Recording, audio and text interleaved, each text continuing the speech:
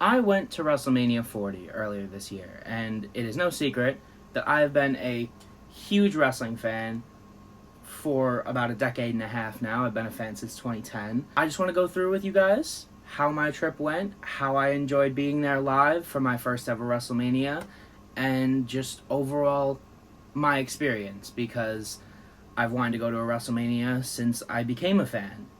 And I did for the first time this year, which I understand this video is being put out months after WrestleMania 40, but, you know, better late than never, I guess. I just want to go through with you guys my experience because, oh boy, was it an experience. Before I get this video started, if you are not into wrestling, or you're not a wrestling fan at all, or you know nothing about wrestling, or WWE in particular, then you can click off this video. It's not really going to interest you that much. So WrestleMania 40 has been very well known so far in just a couple months it's been as one of the best WrestleManias of the last decade, or probably longer. Depending on who you ask, WrestleMania 40 could be considered the best WrestleMania of all time. So before I get into the actual card, I need to just talk about the fact that I don't live in Philadelphia, so obviously I had to travel there. It was about a 4-hour drive. And I went with one of my buddies from work. We got there on Friday. So we got to the hotel. It was about, like I said, it was about a 4-hour drive. I had called ahead to make sure they still had my booking and everything. And I had booked for a room with 2 queen beds. That didn't happen. I get up to the reception, and I say my name, and I say my booking and everything, my booking number or whatever. And they're like, okay, good, 1 queen room. I'm like, what? They're like, 1 queen. I'm like, no, it says right here 2 queens. It said on my booking that I had booked for 2 queens, for 2 queen beds. Their end said 1 queen, and they didn't have any leftover rooms. So I just looked at my friend, and I was like, oh, well, shit. What makes it even better or worse, however you want to consider it, is I had been joking around with him for a month, saying oops, I didn't, I've only booked for 1 bed, oopsies, oh no, as a little fun thing between us. But I was kidding. I was genuinely kidding, and I was so upset at the fact that we only had 1 bed that I was just like, you know what, I'm gonna fucking sleep on the floor, I don't care. And I did. I slept on the floor the whole weekend, and it didn't feel good. I will say, it did not feel good, but the whole overall experience of the whole weekend made up for it. So on Friday, we checked into our hotel, we dealt with all that, and we immediately went to World. If you guys don't know what World is, it was the fan experience that they had in the city of Philadelphia. So it was at the Philadelphia Convention Center, and we had booked tickets for World for Friday evening and Sunday all day. So we walk in, we walk through the whole convention center. They did a bag check, unfortunately. I always bring a bag with me of all just my, important stuff that I need. And they made me check it. They made me pay to store it somewhere, and I didn't like that because they didn't actually tell me that they were going to do that. I wouldn't have brought my bag to begin with. We go through this whole convention center, and we finally get to the point where we get our wristbands. So we get our wristbands for both Friday and Sunday, so we didn't have to wait on the line to get them on Sunday. We walk right in.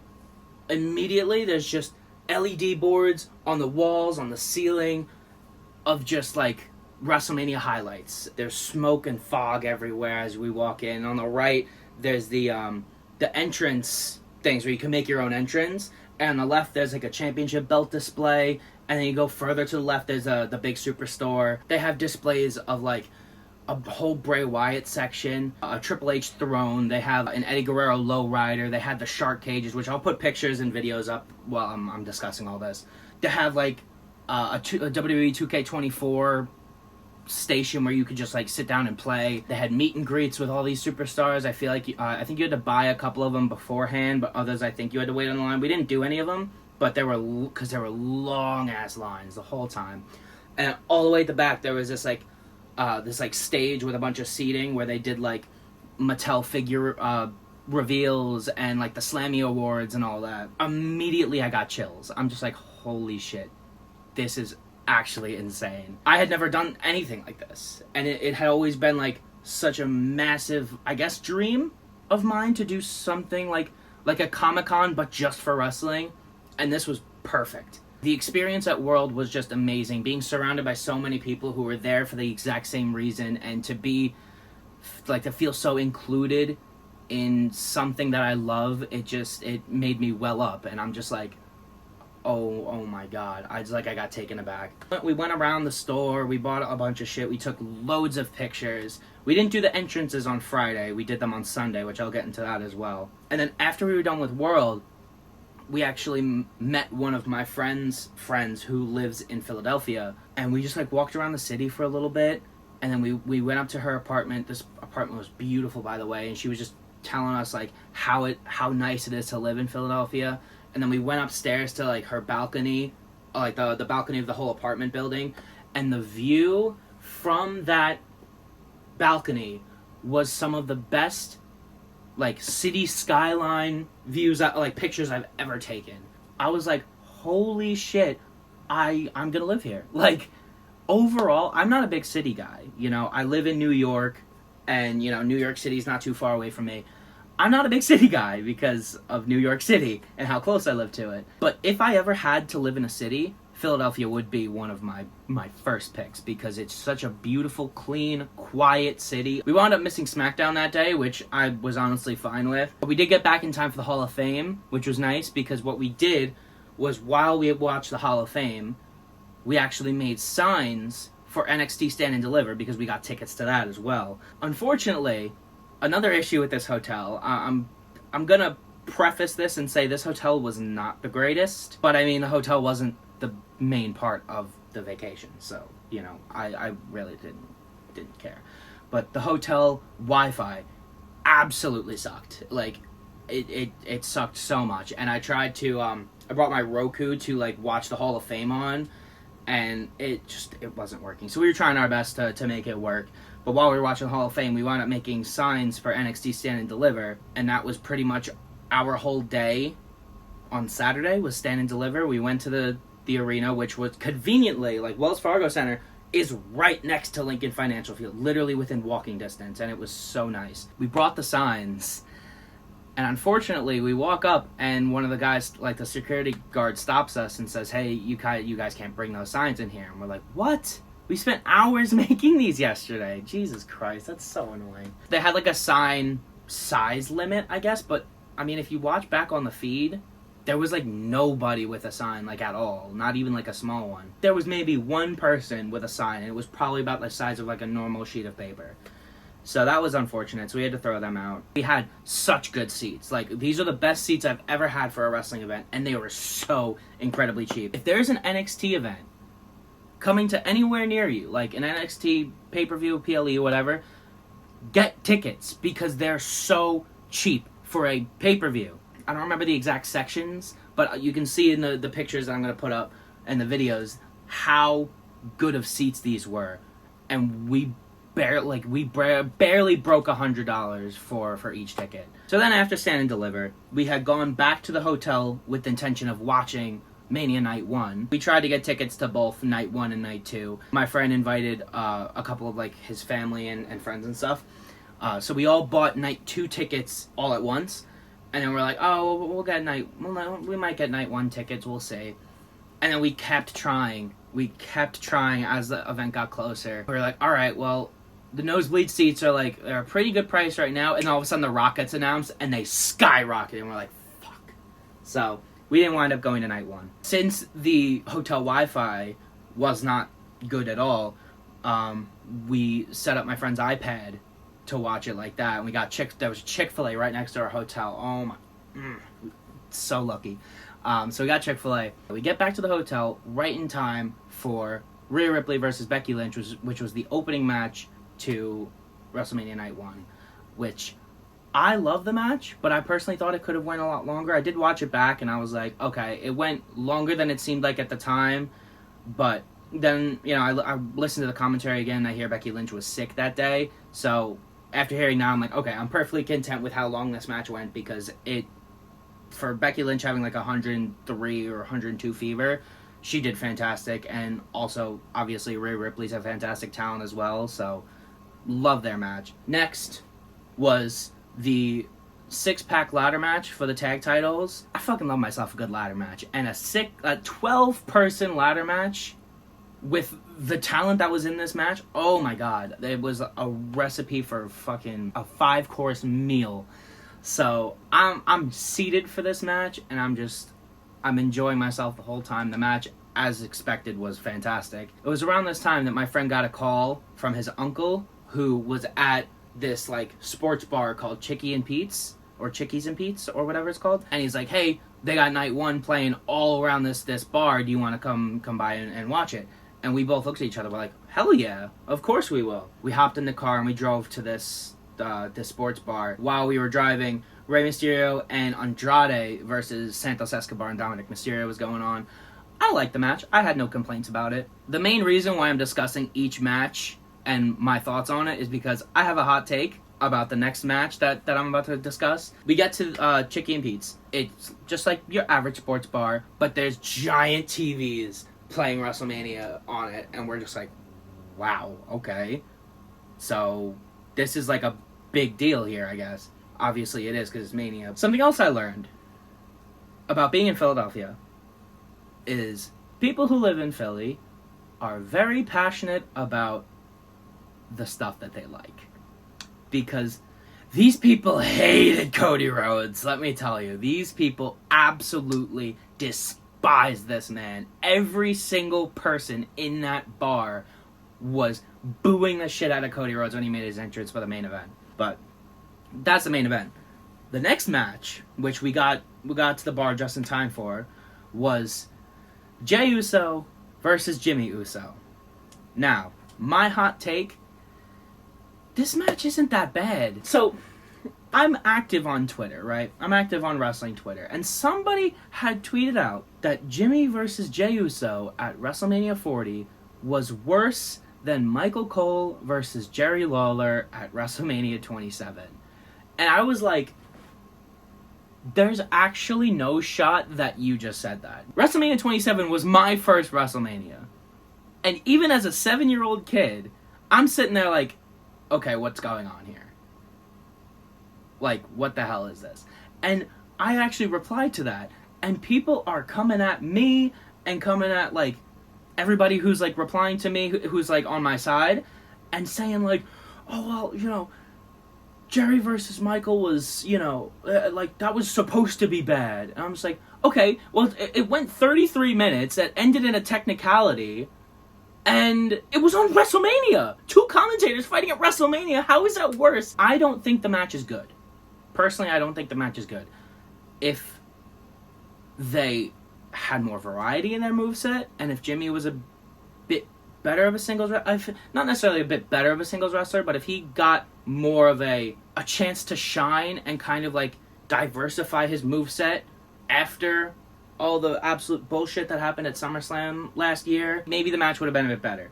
But also, you gotta check your brain at the door. This match was made because they both have said that they wanted a singles match at WrestleMania in previous interviews and stuff. So just let them have it, you know? Like, obviously Jay has since said in interviews that he doesn't think that that match lived up to what it should have been, and I'm like, I agree. But there's no shot that people think that this match is worse than Michael Cole versus Jerry Lawler at Mania 27. That just, like, that made me lose all hope in fucking wrestling fans on the internet. Their brains fucking rotted, bro. So anyway, off of that. Next was, I think, Bianca, Naomi, and Jade versus Damage Control. This match was good, don't get me wrong, I'm gonna say that first. It was kind of what I expected. It was Jade Cargill's first, like, actual sanctioned match in WWE. A WrestleMania match. It did all it needs to do. Unfortunately, it was at the expense of Damage Control, but it did all that it needed for Jade. It gave Bianca her 4th win at WrestleMania, and it did great for Naomi because she got a title opportunity at the next pay-per-view and stuff, and she got another win at WrestleMania, and I love to see Naomi get, the recognition she deserves. I just hope that there's a little bit more in store for Damage Control in the coming months, which this video is probably not going to come out until maybe like August. So, well, I mean, we'll see. Maybe like July or August. So, Hopefully, at around SummerSlam time, we get some good stuff for Damage Control. I know Asuka's out with an injury right now. Then we had, personally, my favorite match of the night. Gunther versus Sami Zayn for the IC title. Gunther can get a good match out of anybody. And then you put him together with Sami Zayn, like, how could that not steal the show? And having Sami Zayn be the one to beat Gunther wouldn't have been my first choice, but he was a great choice. I thought this match stole the show, and like I said, how could it not? So, then we had the main event. Rock and Roman Reigns versus Cody Rhodes and Seth Rollins. I didn't expect this much from The Rock, if I'm going to be completely honest. This match was my second favorite match of the night. Most of it was, not most of it, but like a good portion of it was because of The Rock and how good he did. I did not expect him to get as physical as he did in this match. Obviously with his, movie career and everything, I didn't think that he would have been so physical in this match. I thought they would try and protect him a little bit more. God, I miss The Rock on TV, on weekly TV.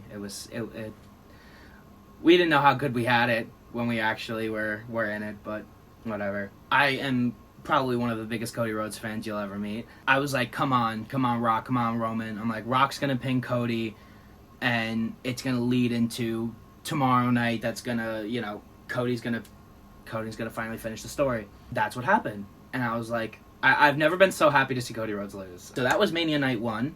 I thought it was great. I thought that Jimmy versus Jay was not as bad as people are trying to make it out to be. And I have no real issues with anything on this show. After that, we were still at the sports bar, and then we went home, went to sleep, and then we had World on Sunday. Now, we did pretty much everything that we could have done on Friday. We walked around the store again because I was looking for this like chalkline jacket and this sweatshirt, which both they didn't have in my size. Actually, they didn't have the jacket at all, and they didn't have the sweatshirt in my size, and I was so mad because I wanted something to wear to the show, but unfortunately I didn't get any WrestleMania themed gear to wear to the show. I did buy a bunch of stuff, but and I wound up buying the jacket and the sweatshirt online, so I do have them, but unfortunately I didn't have them for the show. So the main thing that we did on Sunday was we actually waited on the very, very long line to do our entrances. If I have the video, I'll put the video of my entrance up on the screen right now. I did a Drew McIntyre's entrance because I had a CM Punk jacket that I bought for my brother. And I was like, you know what? Fuck it. Why not? I was going to do Cody Rhodes, but literally every other entrance was a Cody Rhodes entrance. But there were some people who were doing full bloodline entrances, like with like 5 or more people. Oh my god. These people went all out for these. There were people doing Jey Uso, obviously, like I said, Cody Rhodes. But I decided to settle on Drew McIntyre because I had the long hair. I was thinking about doing Sami Zayn because at the time, while I was waiting on the line, I had my hair half up, half down, and I was like, oh, that's kind of like what Sami Zayn does. I might do Sami Zayn, but I had been waiting on the line for so long, I couldn't even think of jumping up and down and doing all the stuff that Sami does. So I settled on Drew McIntyre, and I thought having the CM Punk jacket made it a little bit better. The line was so long to the point where it actually made us miss the tailgate that we had bought tickets for. It made it better because when we actually got to the stadium, we just opened up the trunk of my friend's car and we just sat there and blasted music the whole time. My friend actually bought a big gold world title belt with like a brown strap, and we just like posed, took pictures, and we just took in the moment before we actually went in to go to the show. So we meet up with his uncle and his friends, and we walk into the stadium, and immediately it hits me. I'm like, holy shit, we're fucking here. As soon as we walk into our seats, which we actually had pretty decent seats for, I immediately started welling up, and I started, tearing up, and, because it just hit me as I walked down to my seat, and I saw the stage, I saw the ring, and I saw everybody around me. I was like, oh. I was starting to lose it, but I'm like, no, let's save it for later. And then the event starts. The first match was Drew McIntyre versus Seth Rollins for the World Heavyweight Championship. From being there live, I don't remember all too much from this match because the whole time I'm still just taken aback by so much emotion by just being there. And I was just like, oh my god. Obviously, Stephanie McMahon coming out before, by the way, was a really cool moment, too. This match was really good. That first near fall in the beginning had me with Drew McIntyre. And good for Drew to be able to have that moment in front of a WrestleMania crowd until he gets a little too cocky and starts, taunting CM Punk, which leads Punk to attack him and Damian Priest to come out. As we all know, now Damian Priest, at the time of this recording, is World Heavyweight Champion because he cashed in his Money in the Bank. I marked the fuck out for this because I love Damian Priest, and I was like, holy shit, I didn't think he was actually going to cash in tonight. And also, I'm going to get into this a little bit more during the main event. This whole show made me love and respect Seth Rollins a million times more than I already did, which was a lot, just because of his knee, his back, all of his injuries, and all the stuff he did for Cody. Everything with him and Cody and the world title stuff surrounding this event was just top tier, in my opinion. It made me really appreciate him way more than I already did, which, like I said, was a lot. After that was Bobby Lashley and the Street Profits versus the Final Testament it was a Philadelphia street fight, I think. And then they actually had Bubba Ray Dudley come down as the special referee, and Snoop Dogg was on commentary too. I watched it back afterwards, and Snoop Dogg's commentary was fucking hilarious. I can't really say much for this match because in the stadium, the giant screen above the ring wasn't actually on. It just had the WrestleMania logo on it, and everybody around me and everyone in like the sections near me was just chanting to turn the screen on because nobody else could see unless you had like good seats. So they finally turned the screen on towards the end of the match. Unfortunately, it took that long. But from watching it back, it was a very good match, and I didn't expect Bobby Lashley and the Street Profits to lose. But it's a shame because I actually kind of like Karrion Kross, and I thought the Final Testament had some potential, but what can you do? Next match was LA Knight versus AJ Styles. I didn't have like high expectations for this match, but like I was like, okay, this is gonna be a good match. Like, it's AJ Styles, it's LA Knight. They're gonna have a good match. I don't think it's gonna be a great match. I didn't think it was gonna be anywhere near as great of a match as they had. But I was like, okay, it's gonna be a good match, a relatively just good match. The main highlight from this match that I can actually say from being there was the people in the top sections had the bright lights shining on them, so they couldn't see. So everyone in those sections started chanting to turn the lights off, and then it got the whole, or like at least the section, like my section, all the sections near me to say turn the lights off. And I think you can hear it on the live feed. Like if you were to go back on Peacock and watch it, I think you can hear it. But what you can hear is the pop when the lights turn off, because the pop is just a second before the actual 3 count hits. So it's like LA Knight's pinning Styles, and it's like 1, 2, and then you hear a big pop, and then the ref hits the 3. So that I thought was really funny. Then was the United States title triple threat, which me and my friend both thought that this was going to be a fantastic match, potentially match of the night, which I think it was his match of the night. Obviously, my match of the night was the main event. Logan Paul is just so annoyingly good at wrestling, and, I think we've gotten to a point where we can actually accept him as a wrestler now. But Kevin Owens and Randy Orton were also really good in this match, and they had Speed come in. Obviously, Logan Paul wins in a very, very good match. I didn't expect him to lose, I'm going to be completely honest. I knew Kevin was taking the pin, too. Then we had Io Sky versus Bayley, which I love Io. I love Io. She's such a good wrestler. No more can be said about how good of a talent she is. Same thing with Bayley. Bayley is fantastic as well. And honestly, I didn't expect Bayley to win. I thought they were going to do maybe a trilogy of some sort. Or at least maybe have a rematch at a future pay-per-view and then have Bayley win there, but I thought Io's reign was going to last a little bit longer. I thought they were going to have another match, maybe some damage control interference, but no, she just won, and I'm like, okay, awesome, okay, cool. Then you get the main event, and this was the one that I was really nervous for, because I'm like, Cody has to win, but also, what if he doesn't? And then you get Cody Rhodes' entrance, which the first part of his entrance, with the burning flags and everything, and then he comes up with that sick mask on, I was like,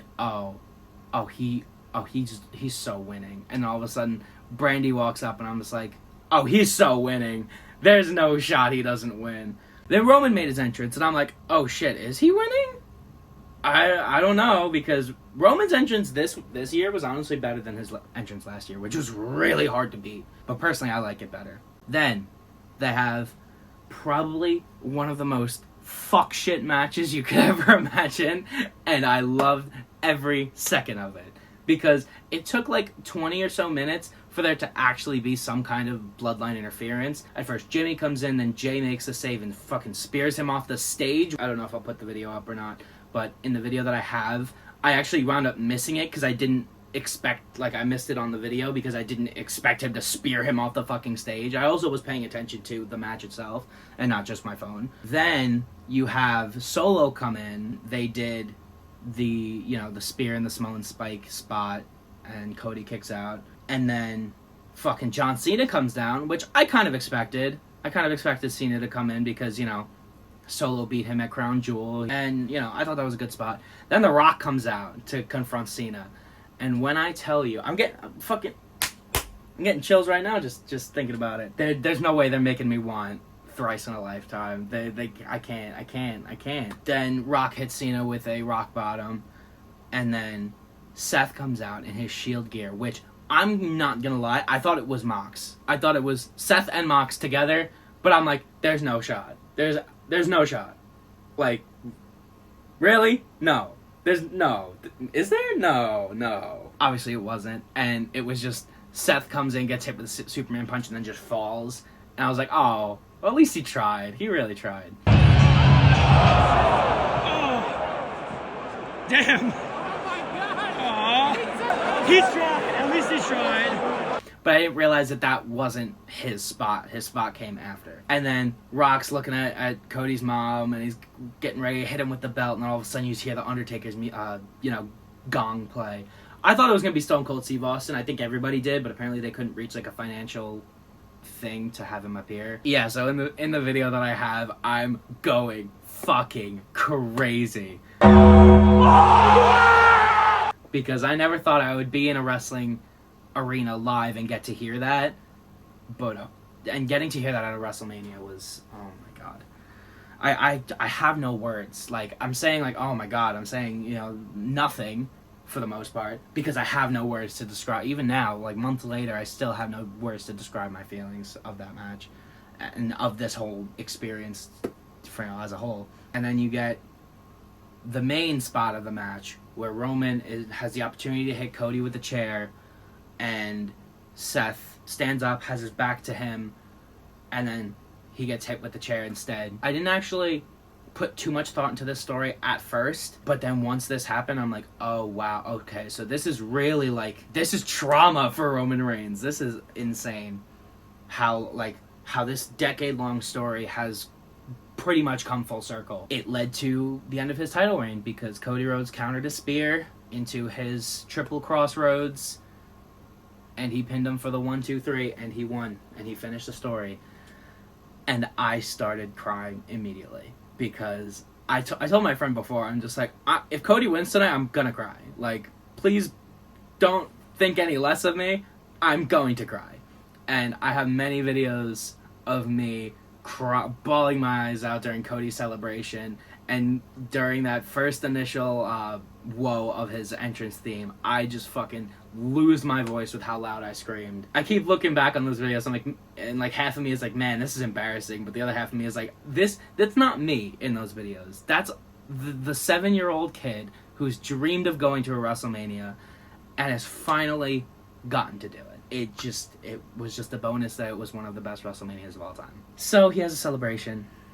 Show ends. We leave. Takes like an hour to fucking get out of the parking lot, because of course it would. And then we go back to the hotel. We go to sleep, wake up, and we head home. It was probably one of the best moments of... I would say probably one of the best moments of my life. One of, not the best, but one of the best moments of my life as of right now. Definitely one of, if not the best moment of the year for me, and something I will talk about for years and years to come. So, that is my experience at WrestleMania 40. Hope you guys enjoyed the video, and I hope that you guys stick around for more videos to come. Yeah, if you guys want more videos like this, please let me know in the comments. Please leave a like, a subscribe. I appreciate you guys being here. Listen to me yap about this. Hopefully, next year, I get to make this same exact video because I plan to go to WrestleMania next year in Las Vegas. So, we'll see. Thank you guys so much for being here. I love you all, and I'll see you in the next video. Peace.